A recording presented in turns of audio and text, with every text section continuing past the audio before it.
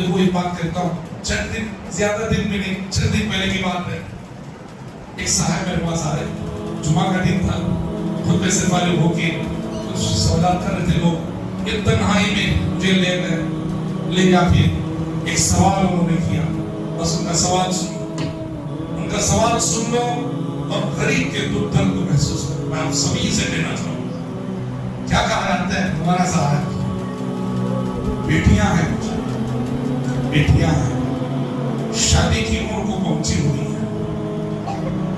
کچھ نہیں ہے میرے پاس شادی، بس میں یہ پوچھنا چاہتا ہوں کیا میں کڈنی بیچ سکتا ہوں؟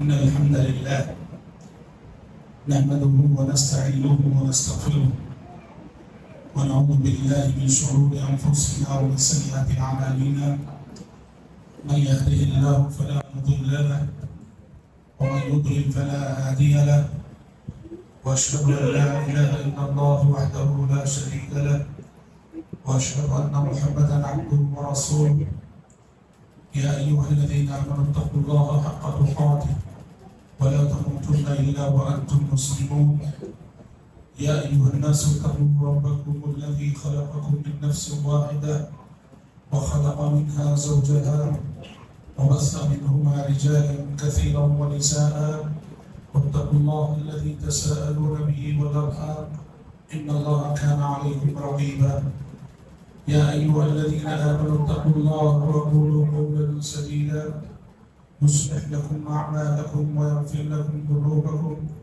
ومن يطع الله ورسوله فقد فاز فوزا عظيما، اما بعد فان خير الحديث كتاب الله، وخير الهدي هدي محمد صلى الله عليه وسلم، وشر الامور محدثاتها، وكل محدثة بدعة، وكل بدعة ضلالة، وكل ضلالة في النار.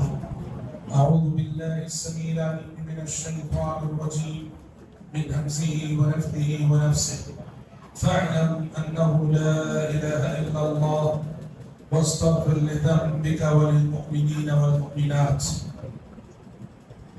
اسٹیج کی زینت بنے علماء کرام، مدن پلی کی جماعت اور جمعیت کے محترم ذمہ داران، آج کے اس اجلاس میں شرکت کے لیے آئے ہوئے تمام ہی معزز شرکاء اور پردہ نشین خواتین اسلام، سب سے پہلے آپ کے درمیان یہاں گزشتہ سال کی طرح انسان بھی حاضر ہونے کی سعادت حاصل کرنے پر میں اللہ تبارک و تعالیٰ کا شکر ادا کرتا ہوں اور دعا کرتا ہوں کہ اللہ آپ کی اور ہماری حاضری کو قبول فرمائے۔ دیکھیے یہ جو دینی مجلسیں ہوتی ہیں، دینی مجلسوں کی برکتیں بڑی عظیم ہوتی ہیں۔ دینی مجلسوں میں جہاں دین کے حوالے سے کوئی اجتماع ہوتا ہے، جہاں دین کے حوالے سے کچھ لوگ جمع ہوتے ہیں اور جمع ہو کر اس مجلس میں اللہ کی توحید، اس کی وحدانیت کے تذکرے ہوتے ہیں، رب العالمین کی عظمت، بڑائی اور کبریائی کو جس مجلس میں بیان کیا جاتا ہے، اس مجلس کا حصہ بننا یہ بڑی سعادت کی بات ہے۔ اور اس مجلس کی برکتیں کیا ہے جانتے ہیں؟ پیارے نبی کی ایک حدیث آتی ہے کہ جب اللہ کے نیک بندے، موحد بندے، مومن بندے دین کی نسبت سے، دین کے حوالے سے کسی جگہ جمع ہوتے ہیں، اکٹھا ہوتے ہیں، اللہ اپنے فرشتوں سے پوچھتا ہے، ملائکہ سے پوچھتا ہے کہ اے میرے فرشتے بتاؤ میرے بندے کیا کر رہے ہیں اور کیوں جمع ہوئے؟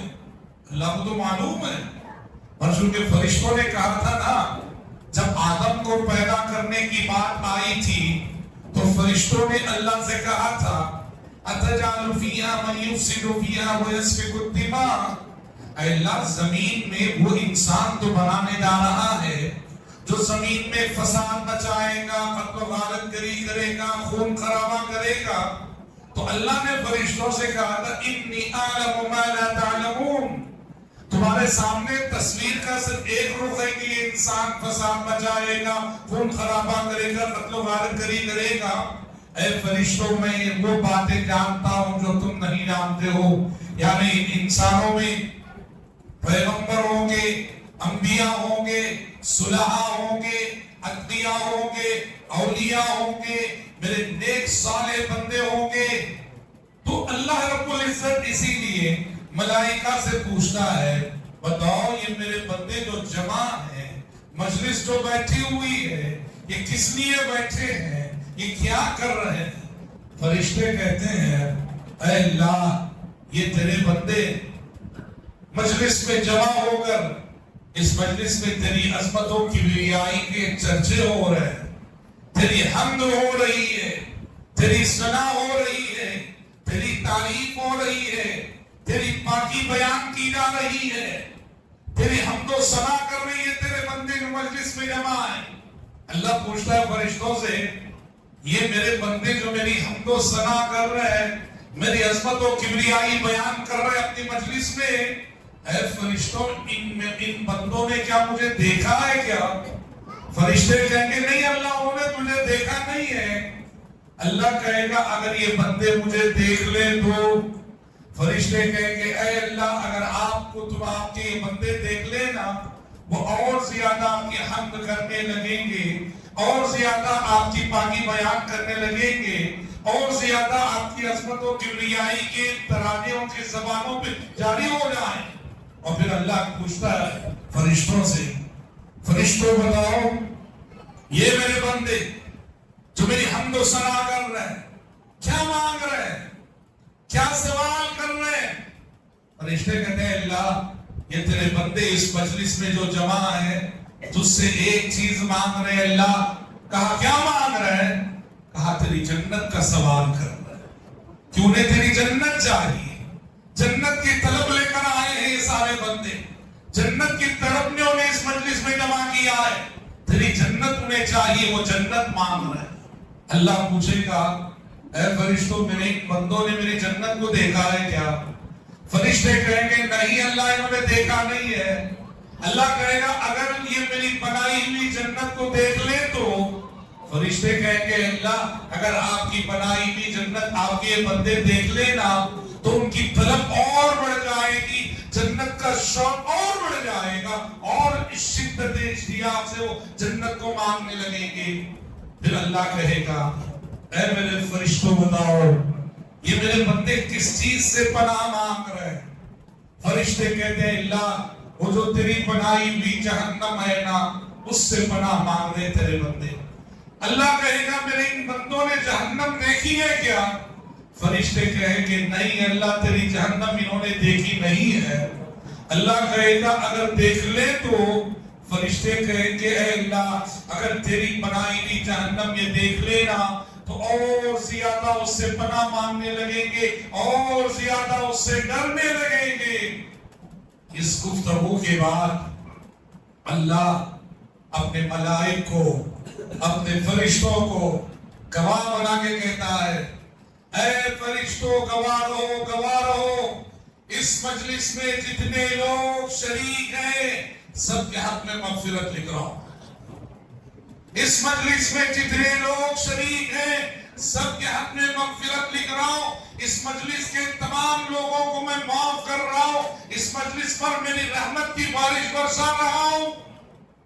فرشتے یہ سن کے کہتے ہیں اے اللہ، اس مجلس میں ایک بندہ ہے جو نیت سے حاضر نہیں ہوا ہے، شوق سے حاضر نہیں ہوا ہے، جذبے سے حاضر نہیں ہوا ہے، جا رہا تھا ایسے بیٹھ گیا، اللہ جا رہا تھا، وہ کوئی کنارے میں بیٹھ گیا ہے، وہ کوئی شوق سے، جذبے سے، ارادے سے، نیت سے نہیں آیا ہے۔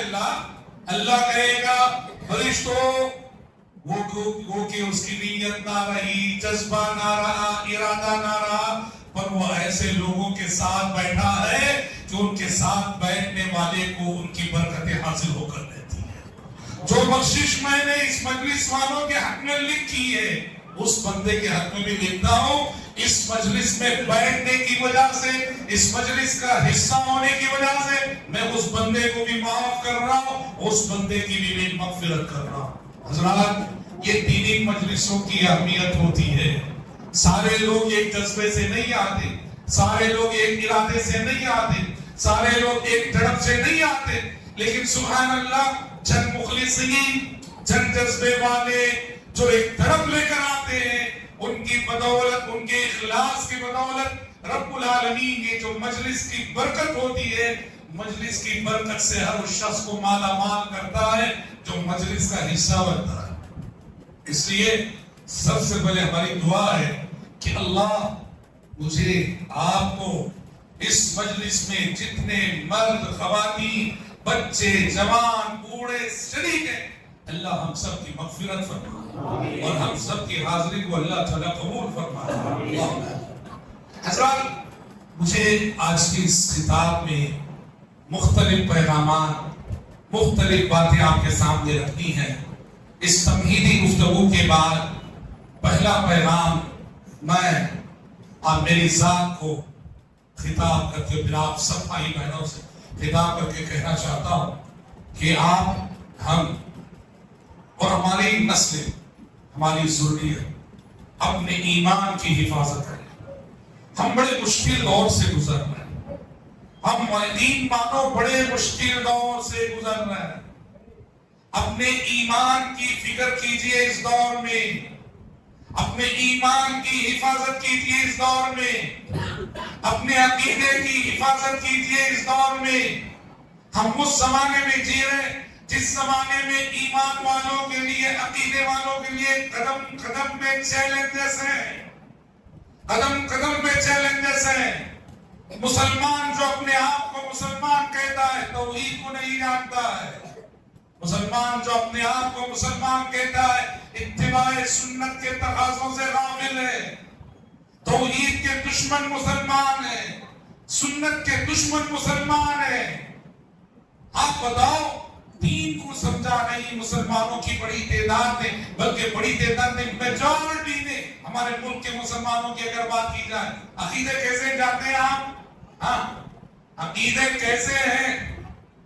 چند سال پہلے اجمیر کا عرس ہوا، سنیے گا، میں بتا رہا ہوں دین کو آج کا مسلمان کیسے سمجھا ہے، اللہ کی معرفت کیا ہے، رسول کے حقوق کیا ہے، ہم نے یہ تو جانا نہیں ہے۔ ہاں، چند سال پہلے کی بات ہے، اجمیر کا عرس ہو رہا تھا۔ اجمیر کے عرس کی مناسبت سے ہندو میں، دا ہندو میگزین آتا ہے نا، اخبار، دا ہندو میں ایک جرنلسٹ نے، ایک صحافی نے اجمیر کی اہمیت مسلمانوں کے نزدیک اس ٹاپک پر ایک مضمون لکھا تھا۔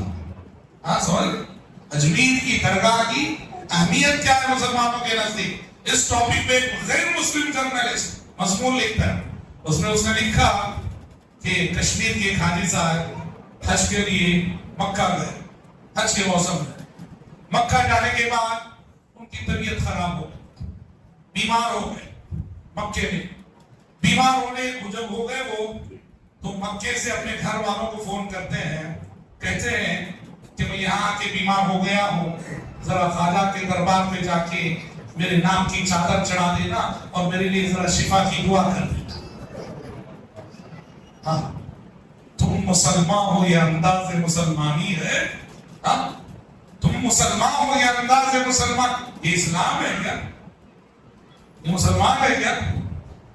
مکہ مکرمہ میں ہو، جہاں قدم قدم پہ دعائیں قبول ہوتی ہیں، اللہ اللہ، نیک لوگوں کی بھی قبول ہوتی ہیں، گنہگاروں کی بھی قبول ہوتی ہیں، خطا کاروں کی بھی قبول ہوتی ہیں، سیاہ کاروں کی، اللہ سب کی سنتا ہے وہاں جہاں قدم قدم پہ دعائیں قبول ہوتی ہیں۔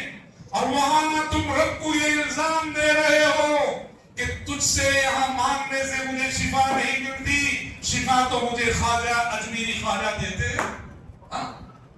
بتوں سے تجھ کو امید خدا سے نا امیدی، بتوں سے تجھ کو امید خدا سے نا امیدی، مجھے بتا تو صحیح اور کافری کیا ہے۔ یہ صورتحال ہے. اور مجھ سے بہتر آپ جانتے ہیں کہ مسلمانوں کے عقیدے کی صورتحال کیا ہے. گاؤں گاؤں گلی گلی یہ قصہ آیا ہے، پیا ہے، ظاہر اور باہر. ایک تو یہ مسئلہ کہ ہمارے اپنے عقیدے سے چوپٹ. دوسرا بڑا مسئلہ دیکھو یہ اور خطرناک، یہ اور خطرناک. وہ کیا کہتے ہیں ایمان کی سلامتی کی فکر کی جو بات میں کر رہا ہوں، مجھے بھی آپ کو بھی ہم میں سے ہر شخص کو ایمان کی سلامتی کی فکر کرنی چاہیے. کیوں جانتے ہیں آج افسوس کے ساتھ کہنا پڑ رہا ہے ہمارے نوجوانوں کا ایمان عشق و محبت کی قیمت بن رہا ہے. ہمارے نوجوانوں کا عقیدہ عشق و محبت کی قیمت بن رہا ہے. مسلم نوجوان ہیں اسلام سے مرتد ہو رہے. کس لیے؟ اس لیے کہ کسی لڑکی سے محبت ہو گئی اور اسے پانے کی شرط یہ ہے کہ اسلام چھوڑو. ہماری بچیاں ہیں، لڑکیاں ہیں، اسلام سے مرتد ہو رہی ہے اس لیے کہ کسی نوجوان سے پیار ہو گیا ہے اور اسے پانے کی شرط یہ ہے کہ اسلام کو چھوڑو. ہماری نئی نسل کا ایمان عشق و محبت کی قیمت بن رہا ہے. آج عشق و محبت کے عوض ایمان خریدا جا رہا ہے، ضمیر خریدے جا رہے ہیں، عقیدے خریدے جا رہے ہیں. اور یہ بات ایسا نہیں کہ صرف یعنی جو غریب فیملیاں ہیں یا مڈل کلاس کے، نہیں، سارا سماج برباد ہے. ہم کرناٹک کے ایک شہر میں ہم گئے تھے، نام ہم نہیں لیں گے. آپ اندازہ کیجئے کہ کتنا بڑا فتنہ، ارتداد. اللہ اللہ، نیندیں حرام ہو جاتی ہیں اگر صحیح معنوں میں سماج کی تصویر کا پر اگر ہمیں گہری نظر ہو. اللہ کے سامنے حاضری دیں گے، ہم کیا جواب دیں گے؟ ہم علماء کیا جواب دیں گے؟ مسجد کے ذمہ داران کیا جواب دیں گے؟ قوم کے ذمہ داران کیا جواب دیں گے؟ ہمارے سیاستدان کیا جواب دیں گے؟ ایمان لٹ رہا ہے، گھر گھر لٹ رہا ہے، گلی گلی لٹ رہا ہے، ہماری بچیاں مرتد ہو رہی. یہ جو شادی کا رجسٹریشن ہوتا ہے نا، ان آفیسز میں جا کر دیکھو، شادی کا رجسٹریشن جن آفیسوں میں ہوتا ہے وہاں جا کر دیکھو. اللہ اللہ، روزینہ کتنی مسلم بچیوں کی تصویریں وہاں لگتی ہیں جو کہتی ہے کہ اپنے ماں باپ مجھے نہیں چاہیے، میں اپنی مرضی سے اپنے مذہب کو بدل رہی ہوں اور فلاں کے ساتھ میں شادی کر رہی ہوں. کرناٹک کے ایک بڑے شہر میں ہم گئے، پتا چلا اس شہر کی جامع مسجد، اب شہر سٹی کتنی بڑی، اور سٹی کی جامع مسجد اور جامع مسجد کے متولی. شہر بڑا، اس کی جامع مسجد کی متولی، اور متولی کی بہو مرتد ہو گئی. ہماری شہر کی جامع مسجد کی متولی کی بہو کا ایمان اگر محفوظ نہیں ہے، کون کہہ سکتا ہے کہ وہ اپنے بچوں اور اپنی نیو جنریشن کی ایمان کو لے کے مطمئن اور بے فکر رہ سکتا ہے؟ حالات بہت خراب ہیں، بہت خراب ہیں. اپنی ایمان کی فکر کرو، اپنے اسلاف کی تاریخ کو پڑھو. نوجوان لڑکوں سے بھی کہوں گا، نوجوان لڑکیوں سے بھی کہوں گا، صورتوں پہ مت جاؤ، صورتوں کے پرستار نہ بنو. زندگی نام ہے سیرت کا، صورت کا نہیں. رشتے سیرتوں سے نکتے ہیں، صورتوں سے نہیں. صورتوں کا نشہ مہینے میں اتر جاتا ہے، چند مہینوں میں اتر جاتا ہے. رشتے نکتے ہیں کیریکٹر سے، رشتے نکتے ہیں سیرت سے، رشتے نکتے ہیں اخلاق سے. صورتوں کے پجاری نہ ہو. زندگیاں برباد ہو رہی ہیں، گھر برباد ہو رہے ہیں، خاندان برباد ہو رہے ہیں. کیوں؟ رشتے ایک ہی بنیاد پہ ہو رہے ہیں کہ اسے وہ پسند آتے اور اسے وہ پسند آتے. دین اخلاق کیا کچھ نہیں دیکھنا، بس چہرہ پسند آتے. ایسے جب شادیاں ہوگی تو کیا ہوگا؟ جاؤ عدالتوں میں جاؤ، دیکھو عدالتوں کے چکر کاٹنے والوں میں کون ہے.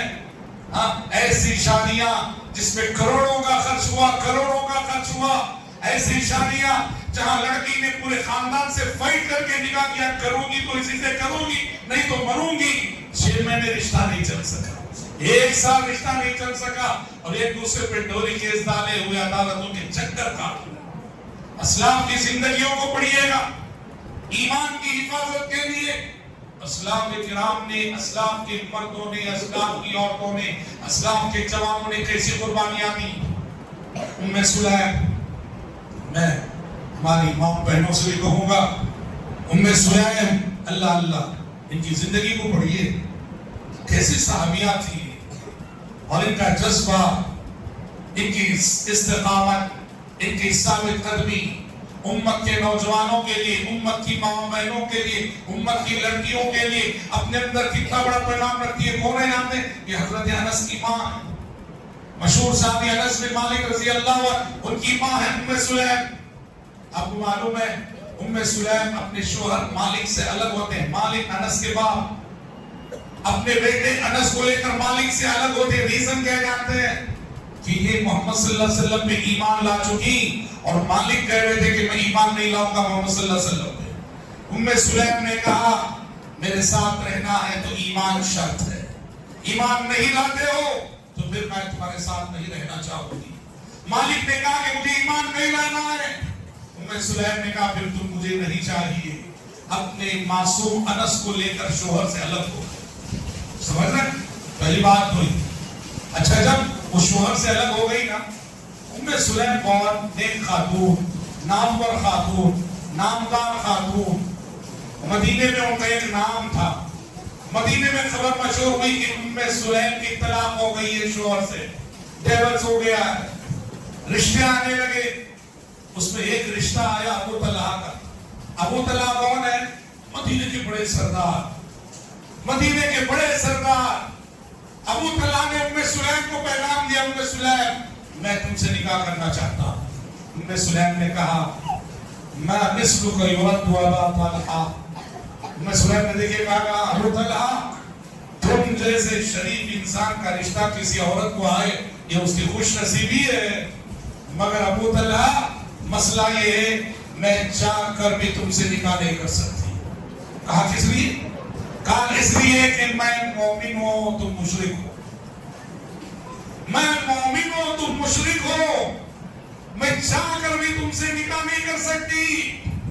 ابو طلحہ نے کہا کہ ام سلیم اگر میں اسلام قبول کر لوں تو؟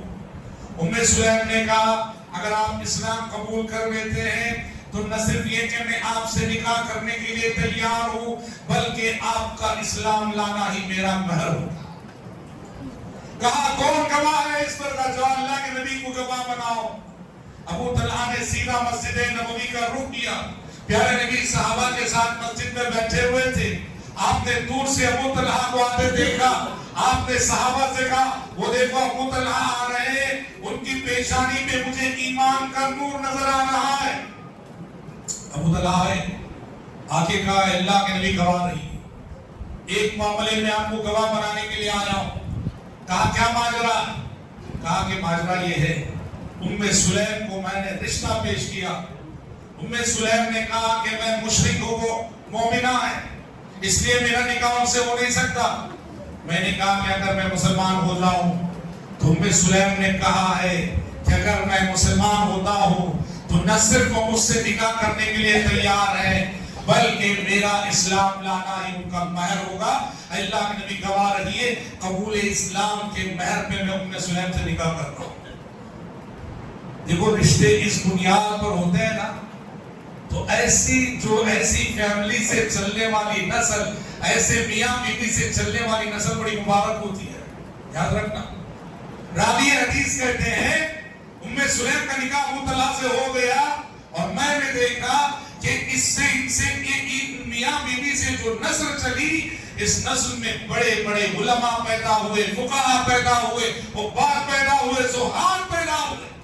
اللہ اللہ، ظاہر بات ہے قبول اسلام کے مہر پہ انہوں نے نکاح کیا، قبول اسلام کے مہر پہ انہوں نے شادی کی اور اللہ نے اس رشتے میں ایسی برکت دی۔ سمجھ رہے ہیں؟ مومن رشتے ایسے ہوتے ہیں۔ افسوس ہے آج بے شرمی کا زمانہ ہے، معاف کرو اس تعبیر پر، بے حیائی کا زمانہ ہے، بے غیرتی کا زمانہ ہے۔ صورتحال کیسی جانتے ہیں؟ ابھی میں نے کہا نا یہ عشق و محبت کے چکر، میاں بیوی کے عشق و محبت کی داستانیں گلی گلی گاؤں میں اس قدر عام ہوتی ہے کہ ان کے بچے بھی بڑے ہو کے سنتے ہیں کہ امی ابا کی شادی لو میرج ہوئی تھی۔ شرم کی بات ہے، شرم کی بات ہے۔ ہماری نسلیں جب سنیں گی ہمارے بارے میں، ہماری نسلیں اوروں سے سنیں گلی والوں سے سنے تمہارے ماں باپ نے ایسے شادی کی تھی. یہ کیا زمانہ ہے. حیا بہت بڑی چیز ہے, شرم بہت بڑی چیز ہے. خاص کر میں ماں بہنوں سے کہوں گا اپنی حیا کی حفاظت کرو, اپنی شرم کی حفاظت کرو, اپنی غیرت کی حفاظت کرو. یہی حیا ہے جو ہمیں انسان بناتی ہے, یہی غیرت ہے جو ہمیں انسان بناتی ہے.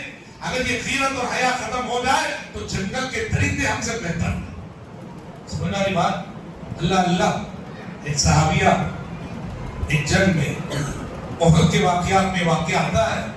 ایک صحابیہ آئی نبی کریم سے, یعنی جنگ ختم ہوئی, ایک صحابیہ کا لڑکا شہید ہو گیا تھا.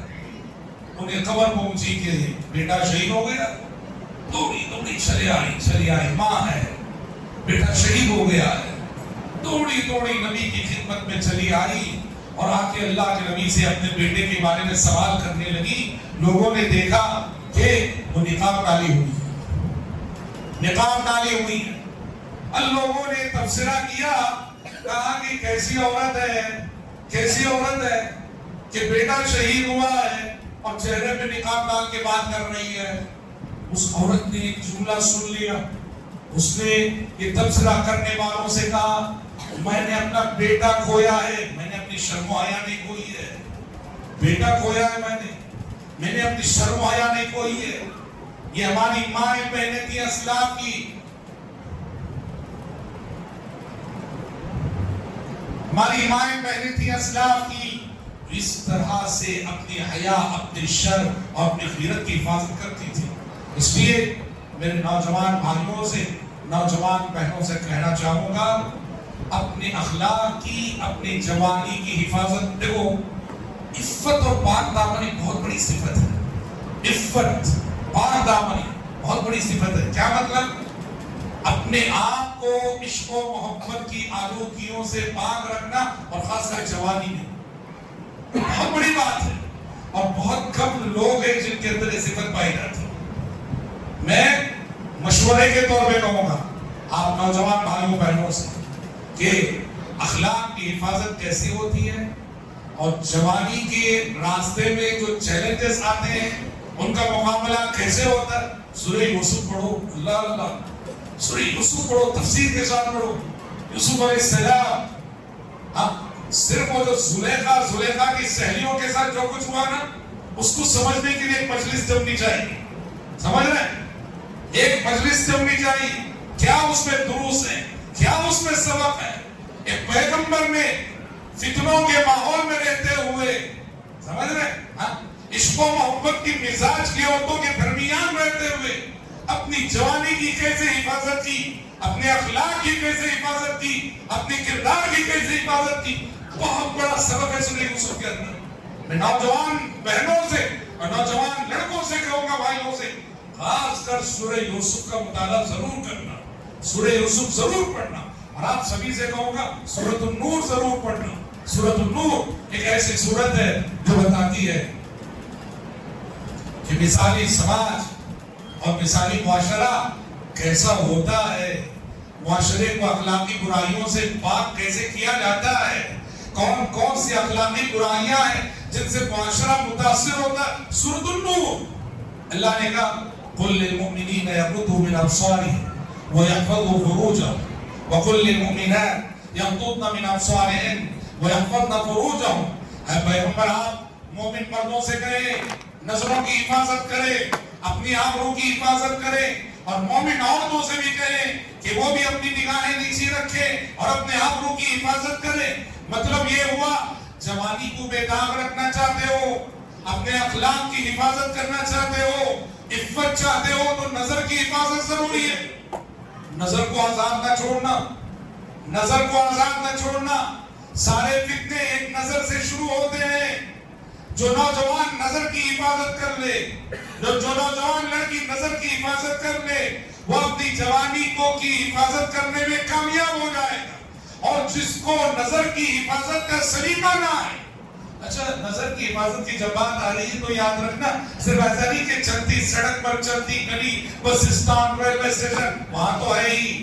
اب یہ جو موبائل کی آفت ہے نا, موبائل اگر ہم بند کمرے میں بیٹھ کے موبائل دیکھ رہے ہیں, ایسی ویسی تصویریں دیکھ رہے ہیں تو تب بھی ہم نظر کی حفاظت نہیں کر رہے ہیں. نظر کی حفاظت کا تصور صرف سڑکوں پر نہیں ہے، ہر جگہ ہر جگہ. سمجھ رہے ہیں؟ یہ تو اللہ آلت المعصیہ ہے. یہ کیا ہے؟ یہ آلت المعصیہ ہے. یہ بشارہ، یہ تو بشارہ ہے، یہ تو بشارہ ہے. یہ تو الیکٹرانک ڈیوائس ہے. ساری خرابی اس کے اندر ہے، اس انسان کے اندر. اسے جو یوز کرتا ہے نا ہاتھ، ساری خرابی اس کے اندر ہے. اچھا ہاتھ اسے استعمال کرے تو خیر ہی خیر ہے. آج کتنے نوجوان ہیں ماشاءاللہ علماء سے جڑ رہے ہیں، تقاریر سن رہے ہیں، انقلاب آ رہا ہے ان کی زندگی میں. کیوں؟ ماشاءاللہ وہ دینی مجلسوں سے جڑے ہوئے ہیں، واٹس ایپ پہ دینی گروپ سے جڑے ہوئے ہیں، اور ماشاءاللہ خصوصاً لڑکیوں خواتین میں آن لائن کلاسز کا اتنا رجحان. ہم جانتے ہیں اتنے مدرسے آن لائن چل رہے ہیں. اچھے ہاتھوں میں اگر یہ ہو تو بہت بڑی نعمت، اور برے ہاتھوں میں اگر ہو تو اتنی بڑی آفت. اس کی وجہ سے کیا ہو گیا جانتے ہیں؟ ہماری تنہائیاں پاک نہ رہیں. دیکھو ایک بات ہے، حقیقت ہے جو میں میرے تعلق سے بھی بول رہا ہوں اور شاید آپ اپنے تعلق سے بھی کہیں گے. اس کی وجہ سے جو ہے نا ہماری تنہائیاں پاک نہ رہیں. کیا مطلب ہے تنہائیاں پاک نہ رہیں؟ میں آپ کے سامنے پبلک کے سامنے پڑھا ہوں تقی خدا درس جو دین کی باتیں پڑھا، اور جب میں اپنے گھر میں تنہائی میں جاؤں گا، ہاتھ میں موبائل رہے گا، میں کیا کچھ دیکھتا ہوں میں جانتا ہوں. بس آپ کیا کچھ دیکھتے ہیں آپ جانتے ہیں. بس یہ ایک بات یاد رکھو، ہمارا باطن ہمارے ظاہر سے اچھا ہونا چاہیے. ہماری تنہائیاں، ہم پبلک کے سامنے جیسے رہتے ہیں نا، تنہائیوں میں اس سے اچھے ہونے چاہیے. پبلک کے سامنے اللہ کے ولی اور روم بند ہو تو شیطان کے ولی. ہاں ہر برائی اس میں ہے، اور ہر برائی ہم دیکھ، یہ نہیں ہونا چاہیے. بہت بڑی وعید اللہ کے نبی نے سنائی. حضرت صوبان کی حدیث ہے رضی اللہ عنہ. پیارے نبی صلی اللہ علیہ وسلم فرماتے ہیں، حضرت صوبان کہتے ہیں کہ اللہ کے نبی نے فرمایا کل قیامت کے روز کچھ لوگ آئیں گے تہامہ کی پہاڑی کے اوپر اپنے نیکیاں لے کر آئے. تہامہ کیا ہے؟ ایک پہاڑی سلسلے کا نام ہے جو عرب میں تھی. نبی نے کہا کل قیامت کے روز کچھ لوگ تہامہ کی پہاڑی کے برابر نیکیاں لے کر آئیں گے. اللہ رب العزت ان کی پہاڑ برابر نیکیوں کو ذرات کی مانند اڑا دے گا. وہ نیکیاں ان کے کچھ کام نہ آئے گی. صحابہ نے جب یہ حدیث سنی، صحابہ نے پوچھا اللہ کے نبی کون لوگ ہیں، یہ کون بدنصیب ہے کہ جن کی پہاڑ برابر نیکیاں بھی ضائع ہو جائیں گی حشر کے میدان میں؟ کہا یہ تمہارے ہی بھائی ہیں، وہ تمہیں میں سے ہے. وہ نماز بھی پڑھیں گے، قرآن بھی پڑھیں گے، روزہ بھی رکھیں گے. ان کا پرابلم یہ ہے اذا خلوا بمحارم اللہ انتهكوا، کہ جب وہ خلوتوں میں جاتے ہیں، تنہائیوں میں جاتے ہیں تو اللہ کی حرمتوں کو پامال کرتے ہیں. یعنی پبلک کے سامنے تو دیندار، اور جب تنہائیوں میں جاتے ہیں ہر حرام اور ناجائز کام کرتے ہیں. یہ بہت ڈرا دینے والی حدیث ہے. پہلے ہی نیکیوں میں مفلس ہیں ہم، نیکیوں میں بہت پیچھے ہیں ہم. اگر کمائی بھی نیکیاں بھی اگر اس طرح سے چلے جا رہے ہماری آخرت کا کیا ہوگا؟ ڈرانے والی حدیث ہے بھائیوں. اس لیے میں اپنے نوجوان بھائیوں بہنوں سے کہوں گا کہ اپنی جوانی کو بیدار رکھنے کے لیے، اپنی جوانی کی حفاظت کے لیے موبائل فون کا ذمہ دارانہ استعمال کیجئے اور اللہ سے ڈریے، اللہ سے ڈریے. میں ماں باپ سے کہوں گا اس میں دیکھو یہ جو ہمارے بچے بگڑ رہے ہیں نا، معاف کرو، اس بگاڑ کے پہلے ذمہ دار ماں باپ. میں باپ ہونے کے حصے سے میں کیوں، میں نے میرے بچے کو موبائل دلایا ہے اور ہر 2 مہینے میں ریچارج بھی کرتا ہوں میں، اور نظر ہی نہیں رکھتا ہوں میں وہ کیسے یوز کیسے استعمال کر رہا ہے، صحیح استعمال کر رہا ہے، غلط استعمال کر رہا ہے، کیا کچھ دیکھ رہا ہے میرا بیٹا، کیا کچھ دیکھ رہی ہے میری بیٹی. کچھ نہیں. میرا بیٹا غلط نہیں ہو سکتا، میری بیٹی غلط نہیں ہو سکتی. یہی چیز ہے جو نسلوں کو برباد کرتی ہے. یہ جو ماں باپ کا اندھا لاڑ ہے نا، اندھا بھروسہ ہے نا، میری بیٹی غلط نہیں ہو سکتی، میری بیٹی کے بارے میں کوئی بھی کیا بھی نہیں بولنا، اور میرا بیٹا غلط نہیں ہو سکتا، میرے بیٹے. یہ تم سب سے پہلے مجرم تم ہو. ماں باپ کے لیے ضروری ہے تم موبائل دلا رہے ہو، ریچارج کر رہے ہو، نظر رکھو کہ وہ فیس بک پہ کن کو فرینڈز بنا رہا ہے، کن کو بنا رہی ہے، کن سے رابطے میں آ رہا ہے، یہ نظر رکھو. ارے تم سمجھتے ہو کہ روم میں تمہارا بیٹا اکیلا ہے और तुम समझते हो कमरे में तुम्हारी बेटी अकेली है। नहीं नहीं, तुम्हारी बहुत बड़ी भूल है। तुम्हारे बेटे के पास कोई लड़की पहुंची हुई है और तुम्हारी बेटी के पास कोई लड़का पहुंचा हुआ है। कहां से पहुंचा है? वो तुम्हारे घर के दरवाजे से नहीं आया, वो सोशल मीडिया के दरवाजे से आया। सोशल मीडिया के दरवाजे से आया है। तुम घर के दरवाजे पे पहरा रखोगे, कैमरा लगाओगे, ये तो दुश्मन तुम्हारे सोशल मीडिया से तुम्हारे घर में दाखिल हो रहे हैं। किसकी की नजर नहीं है? हकीकत कह जाते हैं, हकीकत ये है आज घर घर चोरी हो रही है, घर घर चोरी हो रही है और हर घर चोरी हो रही है। क्या चुराया जा रहा है? हमारी नौजवानों की अखलाक चुराए जा रहे हैं, हमारी नौजवानों की जवानियां चुराई जा रही है, हमारे बच्चों की इफ्फत और पाकदामनी चुराई जा रही है। घर घर ये चोरी हो रही है। अरे किसी मोहल्ले में रात चोर आ जाए, डाकू आ जाए और जेवर चुरा ले, पूरे मोहल्ले में हंगामा मच जाता है कि रात फला साहब के घर में डाकू आ गए, सोना चुरा ले गए, पैसा चोरी हो गया, इतना हंगामा मचा रहे हो। या तुम्हारे बच्चे चुराए जाने फिक्र नहीं, तुम्हारी नस्लों के अखलाक चुराए जाने फिक्र नहीं, तुम्हारे बच्चों की जवानियां चुराई जाने फिक्र नहीं। मोबाइल के जरिए से शीशा टूटे, मुल्क मच जाए और दिल टूटे, आवाज ना आए। समझा नहीं बात? इसलिए मोहतरम भाइयों, सरपरस्तों से कहूँ, वालिदैन से कहूँगा, मोबाइल दिला रहे हो, रिचार्ज करवा रहे हो, तो ये भी नजर रखो कि वो कहां तक इसका सही इस्तेमाल करें। क्यों जानते भाई, माँ बाप खून के आंसू रो रहे हैं आज। औलाद जो माँ बाप की इज्जत को सड़कों पे लाके नीलाम कर रही ना जी, खून के आंसू रो रहे। और माँ बाप एक ऐसा प्यारा रिश्ता है ये, बच्चा बच्ची लाभ गलत हो, मेरे वो अपने बच्चों की शिकायत दूसरों से नहीं करते, अपने बच्चों का दुख दर्द अपने अंदर ही लिए कुड़ते हैं माँ बाप, किसी को शेयर नहीं कर सकते। और बहुत सारे माँ बाप इसी सदमे में दुनिया से चले जाते हैं। बच्चे जो बगावत करते हैं, बच्चे जो तकलीफ देते हैं, बच्चे जो सताते हैं, समझ रहे माँ बाप? अफसोस है, माँ बाप अपना दुख दर्द किसी से शेयर। ये माँ बाप की वफादारी है कि वो अपने बेटा जाके रिश्तेदारों से शिकायत करेगा अपने बाप की, अगर बाप कभी शिकायत नहीं करता बेटी जाके रिश्तेदारों से शिकायत करेगी माँ की, मगर माँ कभी किसी से शिकायत नहीं करती है। माँ बाप के अंदर अल्लाह ने वफादारी रखी है। और आज हम चुके लोग आते हैं, बताते हैं, शेयर करते हैं अपना दुख दर्द, समझ रहे हैं? तो बहुत मुआशरे की हालत खराब है। एक बात ये भी मैं कहना चाहूंगा, पूरे समाज से कहना चाहूंगा, मुआशरे से कहूँ, खास नौजवानों से कहना चाहूंगा, शादी को आसान बनाओ, शादी को आसान बनाओ। शादी को हमने इतना मुश्किल बना दिया, इतना मुश्किल बना दिया है। गरीब बाप है ना, गरीब बाप, बेटी उसके दिल पे एक चट्टान है, चट्टान की तरह से। जब तक घर में एक बेटी बैठी है, एक लड़की बैठी है, गरीब बाप के लिए जैसे उसके सीने पे चट्टान रख दी गई हो। क्यों?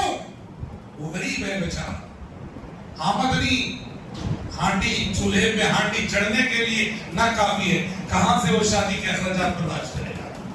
माशरा बहुत खराब है। तो वो बात करता हूँ, चंद दिन, ज्यादा दिन भी नहीं, 6 दिन पहले की बात है।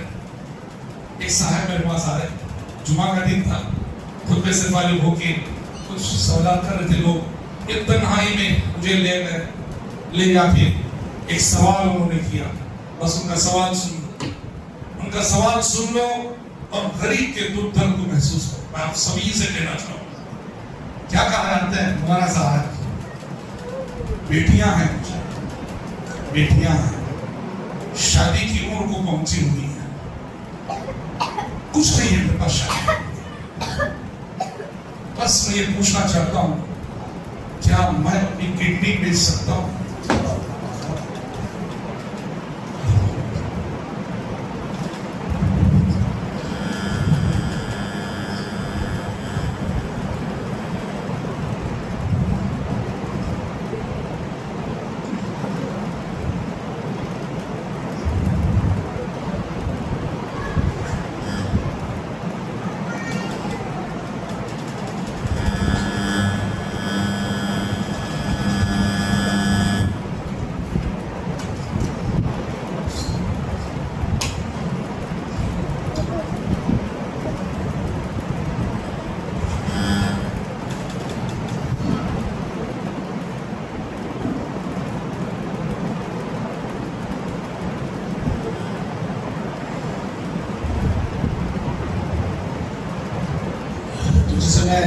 کہہ تھا کہ ہماری معاشرے کی صورتحال الگ معاشرے میں ہم اتر کر دیکھیں بہت خراب ہے، بہت خراب ہے. ہم سب کی ذمہ داری ہے. شادی کو آسان کرو.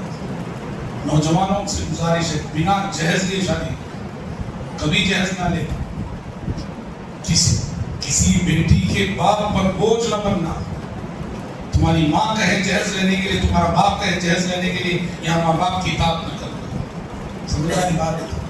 معاشرہ اللہ کے سامنے ہم سب کو کھڑا ہونا، حشر کی عدالت میں ہم سب کو اللہ کے سامنے جواب دینا. سمجھ رہے ہیں؟ ایسا نہیں کہ من مانی جو چاہے ہم کر جائیں اور اللہ کے سامنے کوئی جواب نہیں.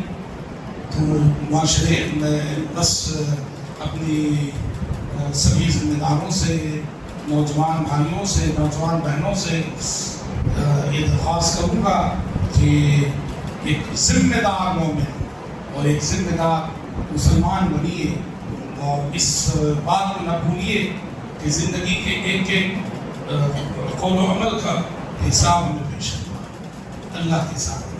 تو اس کے لیے یہاں سے تیاری کر کے جائیں. رب العزت سے میں دعا کرتا ہوں کہ اللہ تبارک و تعالیٰ اس کہنے والے کو بھی اور سبھی سننے والوں کو اللہ تبارک و تعالیٰ کہنے اور سننے سے زیادہ عمل کرنے کی توفیق عطا فرمائے. وصلی اللہ وسلم علی خیر خلق محمد وآلہ وصحبہ.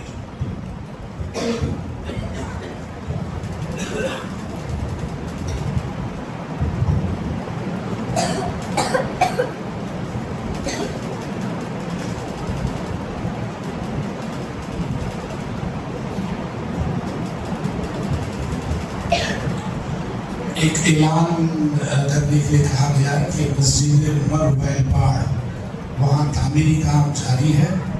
وہاں کے ذمہ داران آج آپ کی خدمت میں آپ کا تعاون حاصل کرنے کے لیے آئے ہوئے ہیں. میں آپ سبھی بھائیوں سے اور بہنوں سے گزارش کرتا ہوں کہ اللہ کی اس گھر کے لیے اپنا قیمتی تعاون پیش کرتے ہوئے جائیں. اللہ تعالیٰ آپ کی صدقات و خیرات کو قبول فرمائے. اللہ